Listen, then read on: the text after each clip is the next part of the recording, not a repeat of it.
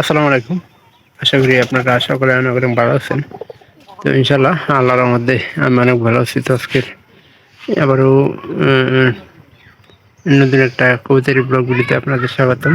যারা চ্যানেলটিকে সাবস্ক্রাইব করে দেননি দয়া করে সাবস্ক্রাইব করে দেবেন এবং পাশে থাকা বেল আইকনটি অন করে দেবেন পরবর্তীতে আমার এই সকল নতুন নতুন গ্রামের ব্লগ ভিডিওগুলো পাওয়ার জন্য। যাতে করে মিস না করেন সেজন্য কিন্তু আমি ভিডিওগুলো তৈরি করি। তো অবশ্যই ভালো লাগবে আপনাদের আমার ভিডিওগুলো। যদি ভালো লাগে পরবর্তীতে আপডেটে নতুন সব ভিডিও পাওয়ার জন্য সবাই অবশ্যই ভিডিওগুলো দেখবেন।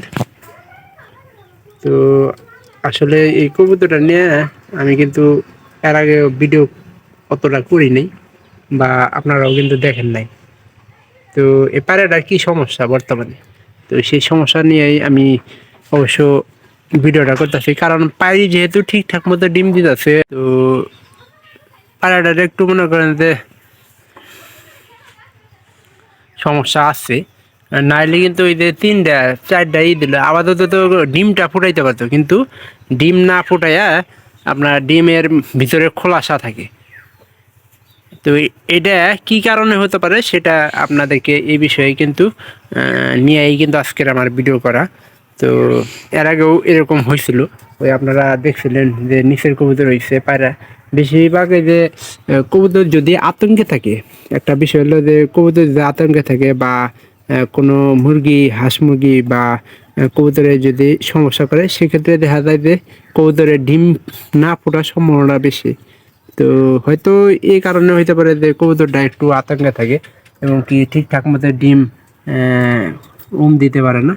তো এই কারণে মনে করেন যে পায়রাটার মনে করেন যে টিকে না, ভিতরে গেছে গা, একটু আতঙ্কে থাকে। তো এটা হয়তো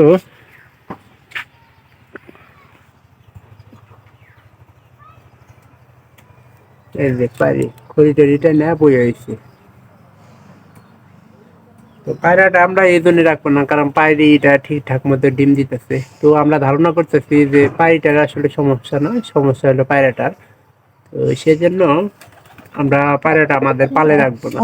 তো এখনকার একটা নিউজ করে হালাই দিচ্ছি যে পায়রাটা আহ, আমরা হাটে বিক্রি করে দিব, বিক্রি করে দেয় নতুন একটা পায়রা কিনে নিয়ে আসবো। তো আজকে বৃহস্পতিবার, কালকে শুক্রবার, হয়তো কালকে আমরা পায়রাটা পরিবর্তন করে দিব।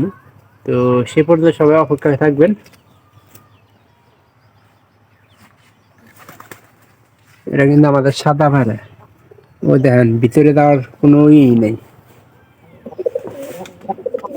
আহ আহ আহ ভালোমন্দ খায়নি, পরে কিন্তু আর ভাবি না, এটাকে একটু বাইর করার চেষ্টা করি।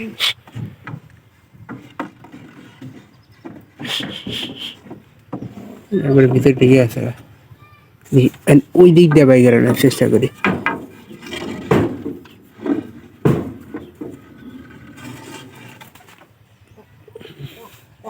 ডিম না পড়ার আসলে মেলা কারণ থাকে। যে যদি শরীরে আপনার দেখা যায় যে শীতে আপনার কবুতরের যদি রানীক্ষেত রোগ থাকে, সেক্ষেত্রেও কিন্তু কবুতরের বাচ্চা না করতে পারে। মানে তাপমাত্রা কম বেশি যদি শরীরের হয়, কারণ এই শীতের মধ্যে নানা রকম রোগ আছে। তার মধ্যে রানীক্ষেত রোগটাই মারাত্মক বেশি। কেননা মনে করেন যে রানীক্ষেত রোগ যদি একটা কবুতরের হয়, সেক্ষেত্রে দেখা যাবে যে কবুতরের শরীরটা কিন্তু অনেকটা দুর্বল হয়ে পড়বো। কারণ আসলে মানুষের শরীরে যেমন মনে করেন যে একটা তাপমাত্রা তৈরি করে, সেরকম কিন্তু কবুতরের তৈরি করতে পারে না। তো গরমের সময়ে যদি একটু হয়, তার মধ্যে শীতের সময় মনে করেন যে কবুতরের সমস্যাটা বেশি হয়ে থাকে। তা আমার কিন্তু এইরকম সাদা কবুতর কিন্তু একদমই পছন্দ না। কারণ 4টা বাত দিচ্ছে আমার বাড়িতে, 4টা বাতের মধ্যে একটা বাতের ডিম ফুটায় না। হয়তো 2টার মধ্যে একটা সমস্যা নয়, পায়রার সমস্যা নয়, পায়রির সমস্যা। তো আমরা আগে পায়রাটাই পরিবর্তন করে দিই। যদি পায়রা পরিবর্তন না করে, যদি দেখা যায় যে আসলে পায়রার সমস্যা, পায়রি যদি ভালো থাকে, আসলে পায়রির রূপে কিন্তু নিজের মানে ছোটবেলা থেকে একটা হলো যে খালি অবস্থায় কিনে আনার পর যদি পায়রিটা মনে করেন যে হয়, খারাপ হওয়ার সম্ভাবনাটা কিন্তু খুবই কম হয়, কিন্তু বয়স্ক কবুতর কিনলেই খারাপ হওয়ার সম্ভাবনাটা কিন্তু 90% থাকে। আর 10% মনে করেন যে ওটা বাকিটা আল্লাহর ইচ্ছে।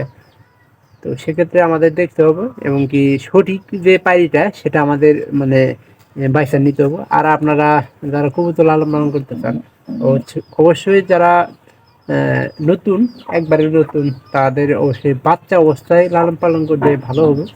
কারণ বাচ্চা অবস্থায় লালন পালন করলে আপনার বাড়ি চেনাইতে আপনার খুব সহজে বাড়ি চেনানো যায়। আর যদি মনে করেন যে বড় কবুতর কেনেন, সেটা কিন্তু বাড়ি চেনাইতে একটু দেরি হবে। আর যদি বাড়ি ঠিকঠাক মতো না চেনে, সেটা কিন্তু না থাকার সম্ভাবনাটা খুবই বেশি, না থাকার সম্ভাবনাটা খুবই মনে করেন যে বেশি। তো সেক্ষেত্রে আপনাদের সঠিক পায়রাপারি নির্ণয় করতে হবে যে সঠিকভাবে কিভাবে পায়রাপারি লালন পালন করা যায়। আর কিন্তু এই কবুতরের বাচ্চা ফুটছে, ওই যে আজকে যে ডিম করলো ওটা আমি দেখছি, দেওয়ার পরেই মনে করেন যে করলাম যে এটা ডিম ফুটে গেছে। এটা এগুলার ডিস্টার্ব না করাটাই সবচেয়ে বেশি ভালো হবে। আর এটা মনে হয় আজকে খাবার একদমই কম খাইছে, তো এটা খাবার পানি একটু পরেই মানে খাঁচার ভিতরে সবচেয়ে দিলে ভালো হইতো। আমি খাঁচার একটু আনার চেষ্টা করি করে এটা খাবার দিই, কারণ আজকে দেখছি যে আমাদের এই যে বাড়ির ভিতরে লেবু গাছটা, এই লেবু গাছে কিন্তু বেশিরভাগ সময় থাকছে এই বাড়িতে। আমাকে খাওয়ানোর মধ্যে চাউলই আছে, কারণ ভুট্টা আমাদের নাই। এই করে চাউল দিয়ে দিয়ে একটু খাবার টাবার দিই। খালি খাবারটা দিলি হবো, কারণ পানিটা বাড়ির ভিতরে আছে, ওটা পরবর্তীতে খাবার খাওয়াইলি হবো।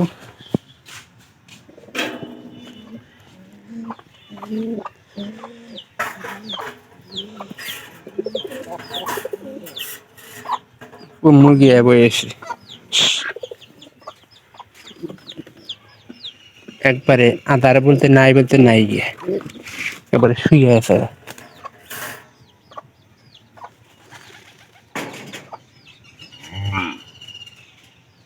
এটা খাইলে সবচেয়ে বেশি ভালো হইতো আর কি।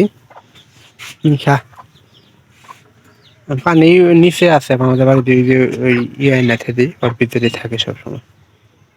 দেন কাঁপতাছে, এটা মনে করেন না খাওয়ার কারণে এরকম হয়েছে। আমার মনে হয় পানিও খায় নাই, পানিটা একটু দিলে ভালো হইতো। আর দেখি কিসের আসলে শিপনের একটু অযত্ন আছে, শিপন যদি ঠিকঠাক মতো যত্নটা কুকুরদের করে তাহলে কিন্তু এই সমস্যাগুলো হইতো না। এই যে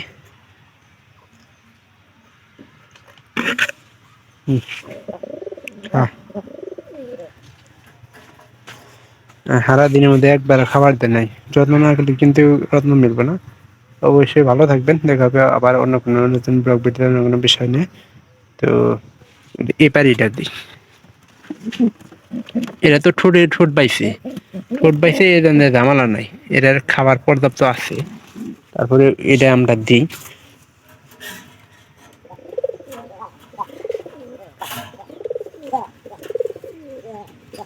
এক হাত দিয়ে মনে করেন যে কিছুই করুন না, জামানাটা এটাই। তো ইনশাল্লাহ ভালো থাকবেন, দেখা হবে অন্য কোনো ভিডিওতে।